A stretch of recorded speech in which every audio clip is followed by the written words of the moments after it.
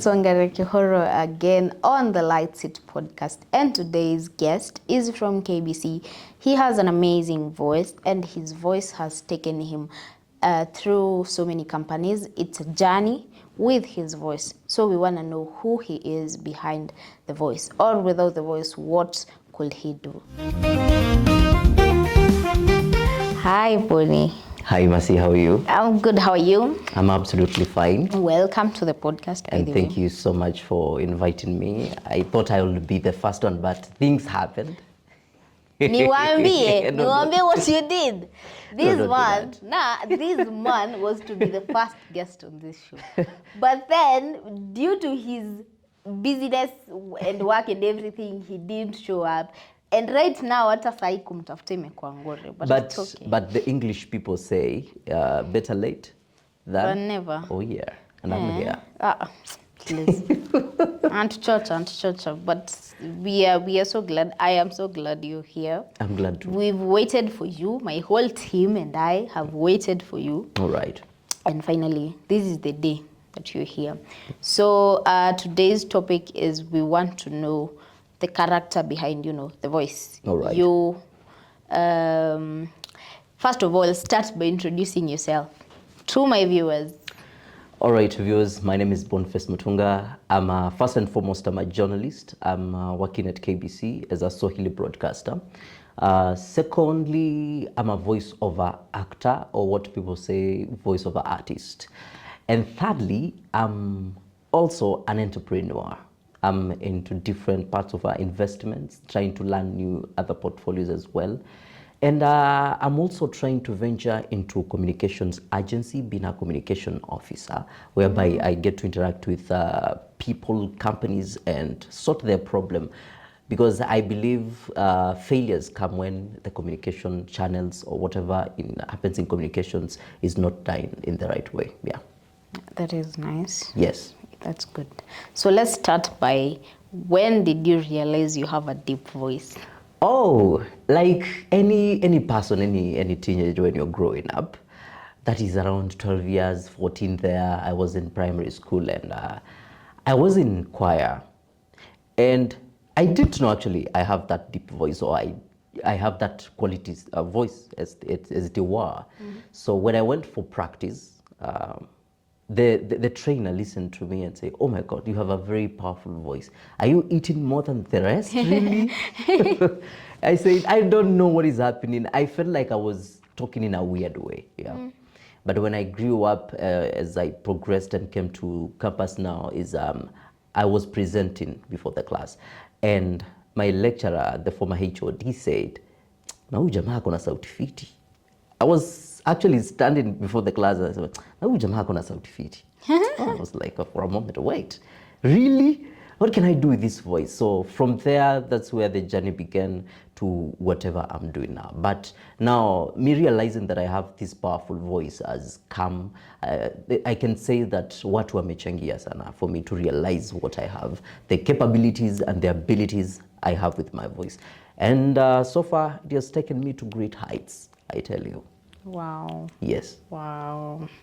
So, uli realize you have this deep voice in primary? In primary, that's where I can see it started. Did you feel like you're different from others in a bad way or something? I kind of felt shy talking because, come on, who is this small boy talking in a very rugged voice? Yeah. I mean, it sounds weird. Yeah. I don't know, there's a character in Cartoon Network. I can't remember the name. He has a very funny voice. So I was always comparing myself with that character.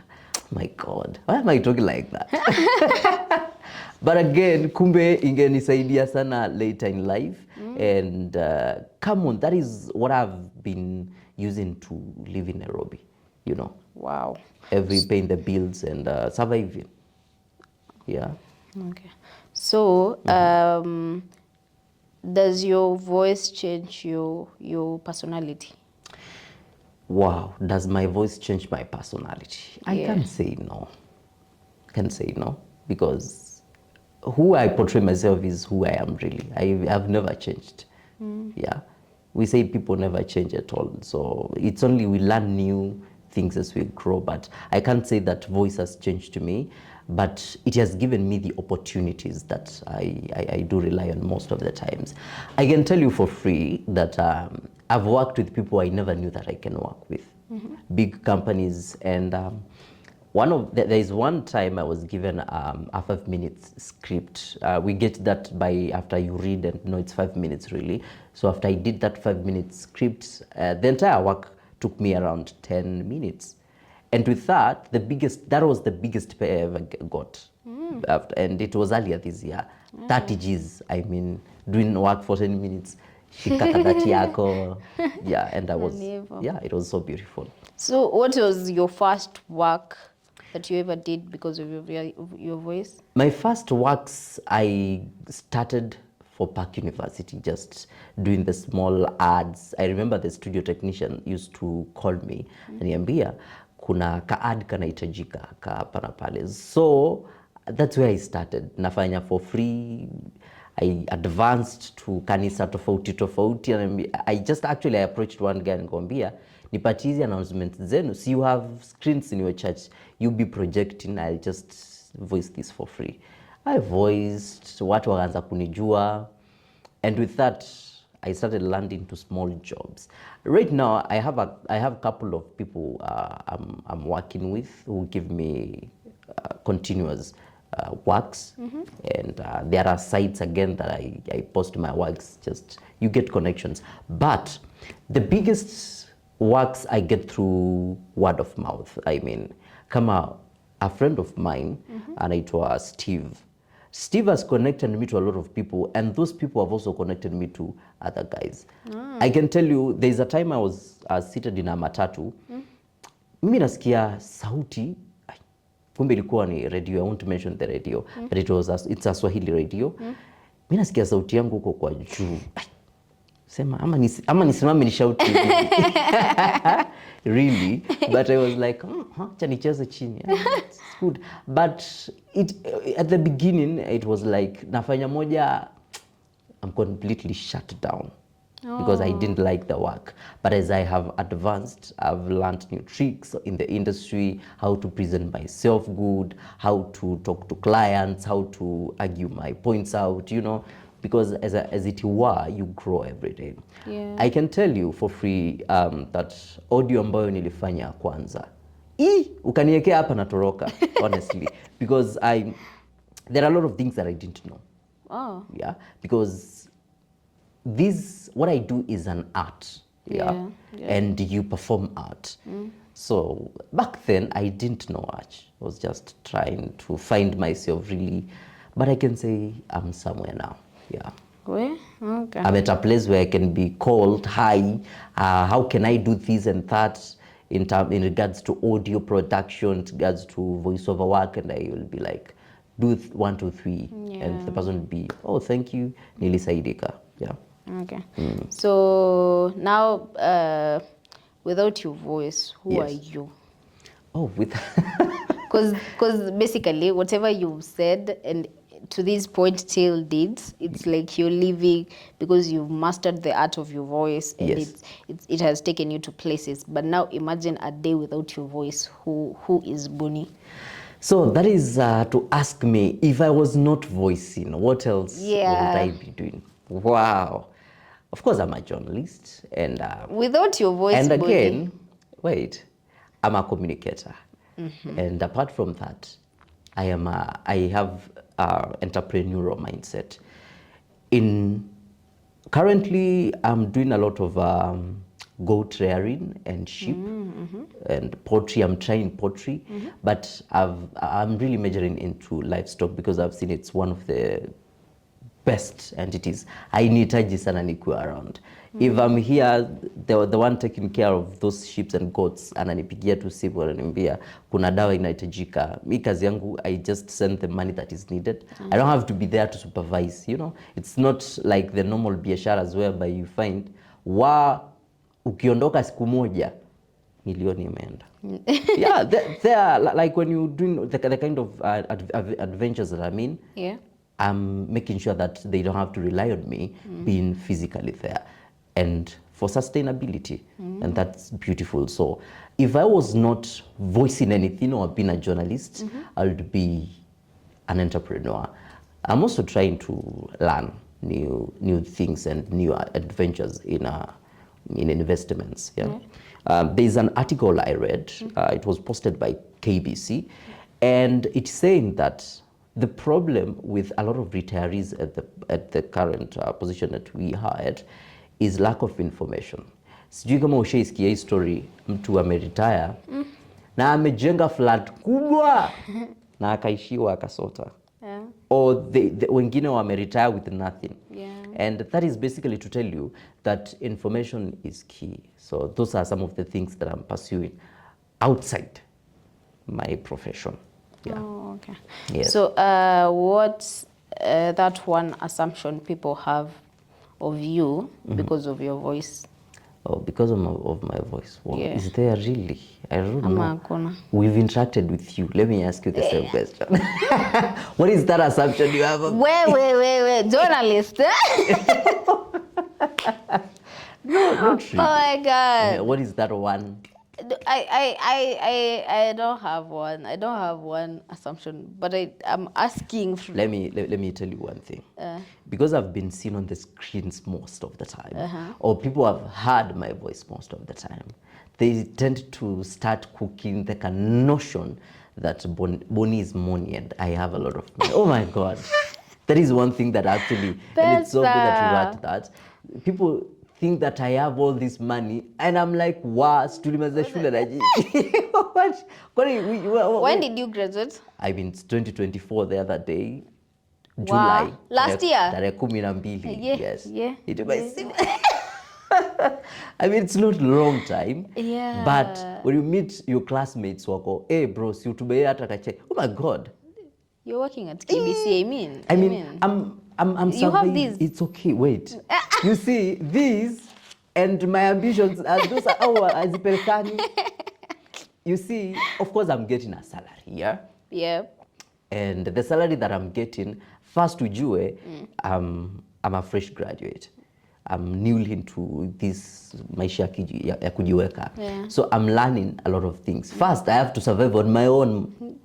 Sasa nipigie my dad ati nitumie so I can't do that. It just seems off. Yeah. So imagine now I have to cheza na hiyo salary yangu to make sure that I live a life that is not so bad, but semi I'm living so good because I come on, I still Siko bread. bado nakula maharagwe na mchele. Bado siko bread. Yeah, so that is one thing that I've been fighting. People thinking because you've seen on the bigger screens that you have money. Oh. Yeah. Ni uko nazo ni si ya kuspend. No. Si ya kuspend on people, but you have them for you. Yeah, for me, I can say I can at least inanisaidia to maneuver the daily life. I mean, to move from one point to another to get meals. At least I can afford 3 meals in a day. Yes. At least I'm living now. Yes. At least I can afford clothes. At least, yeah. But nikitoa mia nimesota. Let me tell you the truth. Yeah, so that's one notion I can say people have been having. Okay. About me. How has being in the media changed your life? Number one is exposure. And it's not exposure to pneumonia, really. It's having new networks. The nature of the job that I do gives me the space to interact with a lot of people. It's a space where leo ukikutana na politician, tomorrow you'll meet someone down there kwa Korogosho. Yeah? So, I mean, those two extremes build you, and I've learned really a lot. Because, I mean, I gather information, experience, and I'm loving it, actually. It's one thing that made me venture to this field is the fact that I can be able to travel, interact with a lot of people. And to myself, I like socializing a lot with people, though sometimes I'm just as mild as possible. But I like socializing because I believe in one thing, that opportunities are found in people. Yeah? Kuna mtu alisema hivi, kwamba pesa iko kwa mifuko ya watu. Yeah. Ni wewe ujue venye utaitoa bila kutumia vita. Ukitumia vita, utanipigia simu nije kamiti. So that's it. Yeah. Yeah. So one thing I love about my job is just it has given me the opportunity and to socialize and to get a lot of connections with people. So that's how it has actually changed my life. And I'm living. Okay. Yeah. So you graduated on 2024 Yeah. and you got the work at KBC on? It was actually, it has taken more than 6 months. But between those 6 months, I can't say I was so bad off, but I was still a comrade trying to graduate now into the adult life proper now. So I was doing proper freelancing. Hey, leo uko Mombasa, kesho uko sijueleweki.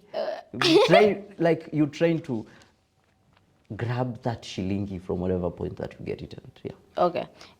Since we all know, like, getting a job into these media houses and everything, they want like years of experience and, you know, from working with other media houses or something else. So what got you into KBC? Number one, if you look at what I've been able to do, my track record speaks for its own, right? Yeah. So I can literally express myself from the internships that I did. I did more than 3 internships in 3 different companies, yeah, and in 3 different roles. I mean, from radio to television to writing to social media management, all those. Yeah. And again, I had given my all in this career. I mean, this is the only shot I had. Yeah. So niliavulia maji nguo, so nikaoga mwenyewe. And what I can say got me a job is, again, being competent. It's a skill, so you need to show competency, right? Yeah. So we were almost 50 of us who were interviewing for that job. And when I saw that, let me tell you, for 1 or 2 seconds, I got frightened, yeah? But again, I sat down and said, come on, I've been doing this thing for the last, I don't know how many, since I was in first year. So I just went there, gave what I have. And fortunately, it was the best they wanted, or it was the best they could see there. Yeah. And that's how I landed there. And I can say that opportunities are there. And right now, I hear people argue that wameona Jeff kwa TV tangu wakiwa watoto, right? Right now, platforms are there for you to kick in your dream. Look at what you're doing, for example. Umeona TV 47 wakwambia ati ukuja. So, I mean, this is also an opportunity for you to push yourself forward. Yeah. I mean, if you were to do more than 100 series, episodes, na ukapelekea mtu kamwambia, look the numbers that I'm putting into my account. Look, my Facebook is pulling more than 13 million views in a day or in a month. You feel me? Yeah. I mean, you can go to someone with a business and argue out your points. And how can we work together? Sponsor this and you get this. So, I mean, opportunities are there in communication. It's for you to know how to grab them, how to position yourself in a way that will attract money. Yeah. Yeah? Yes. Like for me, being a journalist does not stop me from there. There is the business of journalism. Photography, we have videography, we have editing. I mean, we have sound production. It's a lot. It's the same case that doctors in medicine, there's the business of medicine. Yeah. You can decide to open your own clinic. Yeah. Yeah, you can decide to like sell dawa ama ufanye chenye utafanya. I mean, the field is so big and we have opportunities right now in the media industry. So I can't say that mwenye hajapata ati opportunity in the mainstream media is so bad off. Imagine there is an opportunity for everyone out there. Trust me. Yeah. Yeah. Now that you're on the big screens and you're doing what people are watching, so many people are watching right now. Oh yeah. Yes, because it's on KBC, yeah? How do you remain grounded when you're on the spotlight? Of course, it's keeping the eye on the prize. You know what you want, come on, yeah? I mean, I have, apart from my job, I have my own life, yeah? So one thing that I've made sure that I don't mix these two, I have to set my priorities right, come on. Yeah. I mean, akuna venye a friend will call me on a Sunday evening ati kuja twende tukakeshe mahali tukipati or something. Well, nikijua vizuri sana asubuhi I have to be on the screens. So it's just setting my priorities right and just to get them right. Nothing much. It's not a magic actually. It's just you knowing what you want. Simple. Okay. Have you ever let your voice give you pride? Is there a time you can recall? I can't say that I've been in that position or I've felt being better than anybody really. I mean, is because everybody has a different capability, trust me. I mean, kuna kitu mimi naweza nikafanya, wewe huwezi. Wewe kuna kitu ambacho unaweza ukafanya, mimi nikishika tu everything falls apart. Yeah. So for me, I usually see the beauty in every person because we have different capabilities, and if you bring together two different people, the different ideologies with the different capabilities and merge them together, oh my, you bring something so beautiful out. Yeah. Yeah. So I can't think of any particular moment. My voice imenifanya nijisikie that I'm now the king. Mi ndo kusema zi bana. Sijaipata hapo. That's so nice. Yeah. So tumongelea kazi sana and your professionalism so much. We forgot. We were talking about the character behind the voice. All right. So how many siblings do you have? Okay, we are 4 at home, so of course 3. So, and I'm the firstborn. Yeah. And that has taught me a lot, quite. Really. Yeah. Because, I mean, leo unapigiwa simu na huyu anakuambia hii. Huyu, hey, at the end of the day, kwani mimi ni mzazi wenu jameni? Firstborns, they're so, like that. Yeah, I've learned quite a lot in terms of being the firstborn, because I have to set the pace and the standards for them to follow. I can tell you, I'm actually again mjukuu wa kwanza, the first grandchild of my grandmother. So of 6, we are 6 of us. We are not that many. So most of them look up to me. Actually, I can say all. I remember my cousin changed his name to call himself like me.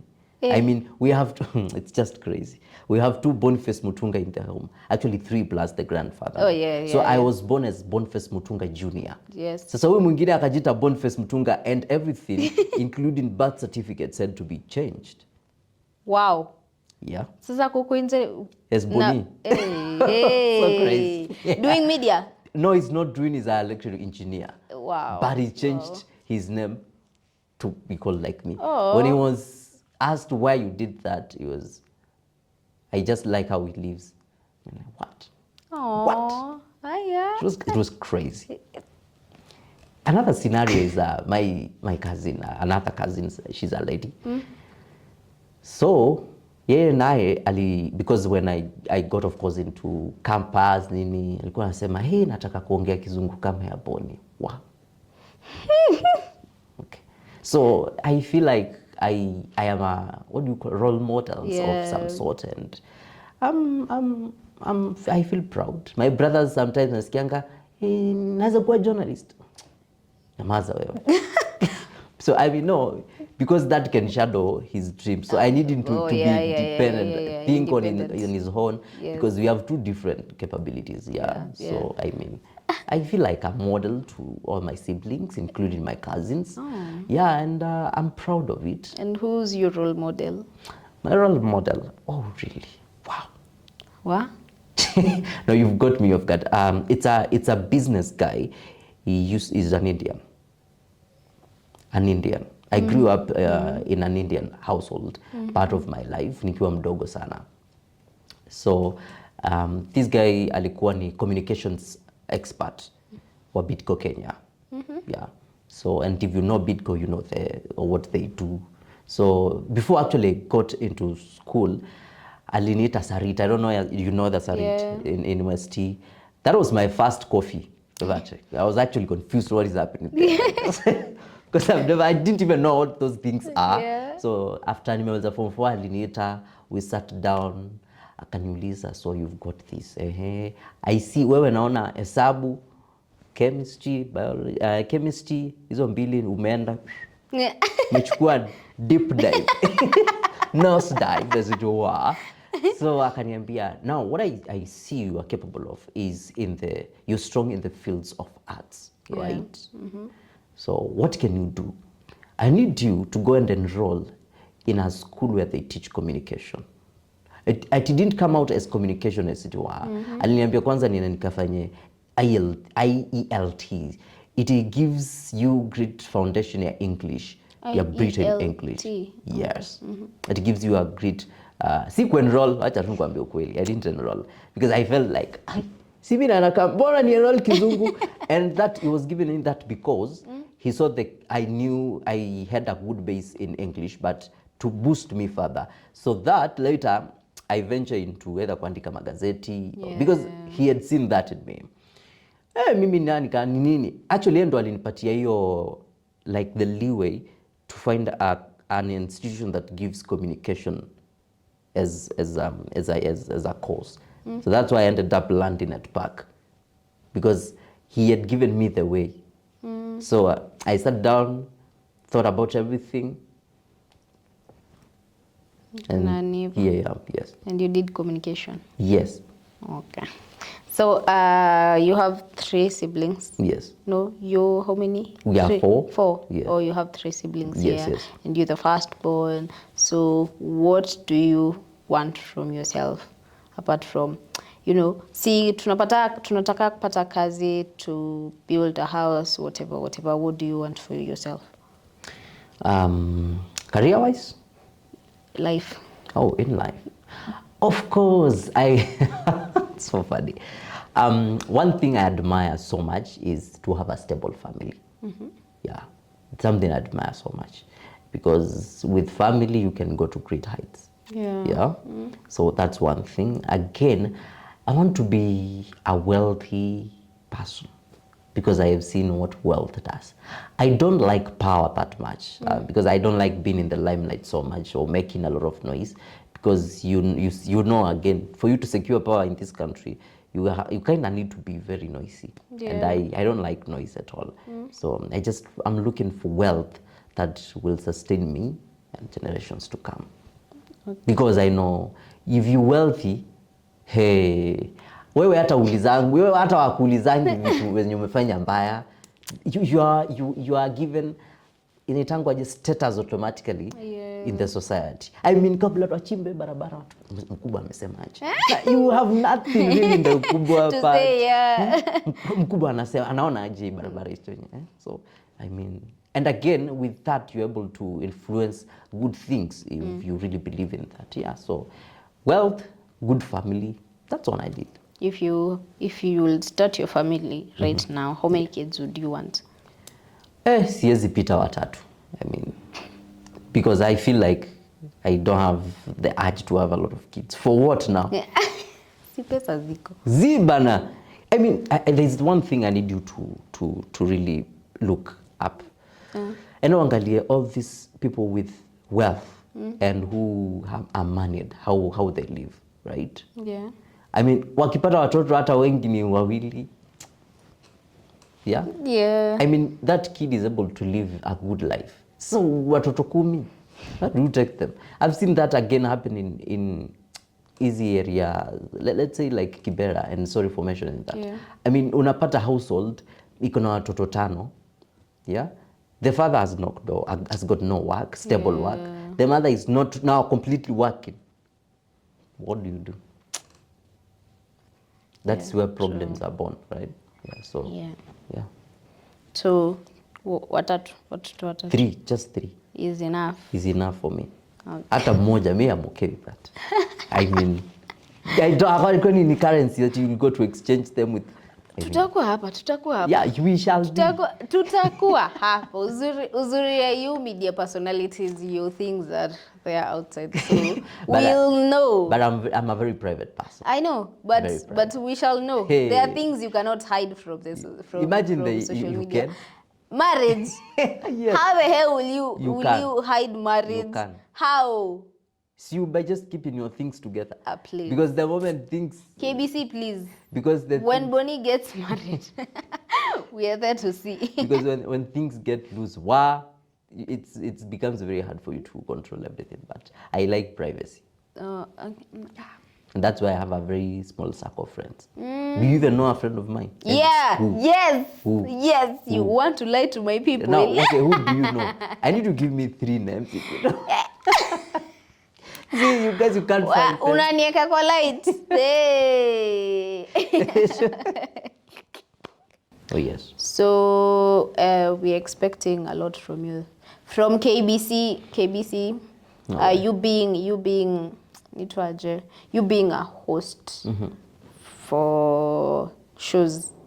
Are we expecting that to continue? Ama you want to change your career path? Number one, I've been a fan of, let me say, documentaries. I don't like news or editorial part really that much, but I would like to do one thing.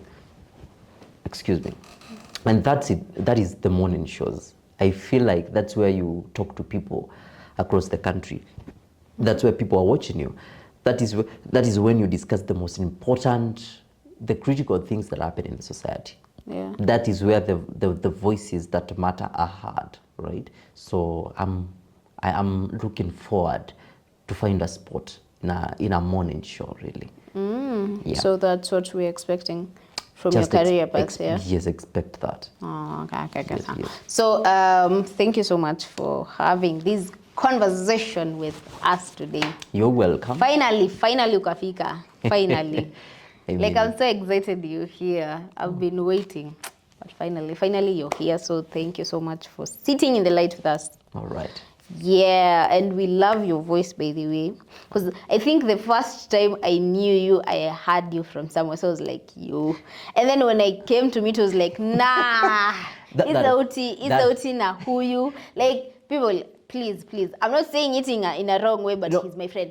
You imagine hearing your voice from without having to see you before. And then meeting you, I'm like, no. You can't speak like that. It's also something I've been fighting a lot. I mean, people hear my voice and they're like, wow, wacha tukutane. Mimi niko na ni bonge la mtu. Mtu mrefu, mtu, you know. Yeah. Kumbe. You know, I was speaking at a certain function on Sunday. And when I was done, there was someone who came and told me, "Ai, na mtu hawezi jua sauti natoka kwake kama mtu." I was like, what? It's something I had to accept, I mean. It's a gift. And if you find most of people of my size, they are very powerful voices. See, I work in a media house, I see. I mean, unapitana na kijamaa hivi anaongea unashtuka kwanza. Damn it. Yeah, I mean, it's what it is. Thank you so much. The paradoxes of life. Sawa, niwe basi. Si Kiingereza 6. But then you have fluent Swahili. Yeah, it's because I loved Swahili since I was young. Kuna wakati niliishi Mombasa, nikatoka, but that urge to use Swahili for my communications has never gone away. And on top of that, I do a lot of Swahili content, listening a lot of Swahili content from Tanzania, yeah? Because that is the base of every Swahili, you know. I was talking to a lecturer akaniambia, if you need to be fluent in Swahili, you need to listen to Bongo, vitu vya Bongo, right? And doing a lot of reading from newspapers like Kiswahili. Yeah. What? And I try to talk most of the times in Swahili. Yeah. Because that's where I can keep up with what the industry needs. Because let's say we had this conversation in Swahili. I mean, I need to be fluent. Yeah. Hakuna mahali nafika naanza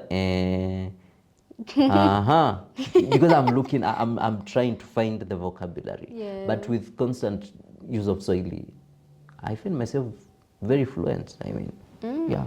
Okay, so yeah, it was an honor to have you here today. Thank you so much. With us. Please, Guy, ujawaambia you hosting what show on KBC? All right, so currently I'm hosting a show called Mkulima. This is all about farmers, featuring farmers across the country. So farmers have great stories, and everyone, Mercy, is a farmer. By virtue of you being, wewe ni mnunuzi. Listen, mnunuzi, muuzaji, au yeyote anayenuia kuanzisha kilimo. Wewe ameanza entrepreneurship kwa show. No, what do you mean I'm a farmer? No, you are a farmer by virtue of you consuming everything. Everybody is a farmer, trust me. Agree to disagree, but it's okay. Oh yeah. So share your social handles. So I'm Boniface Mutunga across all social media platforms, except TikTok, where it's Bonnie, just that. Oh, it's Bonnie. I changed it, yeah. I had to find a new account. Oh, okay. Yeah. Okay. So, okay. I had a one account that blew out so fast. Kidogo tena ikazimwa. Yeah, and it's okay. I mean, yeah. Okay, it's okay. It was nice to have you here, Bonnie. All right. Asante sana. Yes, you're welcome. And that's it for today's episode. We've had an amazing time with Boniface Mutunga. Please go and check him on KBC doing the Mkulima show and his social handles too. And don't forget to subscribe on our YouTube show at the Light Set Podcast. Again, it's your host Wangari Kihoro, and we've had an amazing time with you. So stay tuned for more episodes coming. Bye.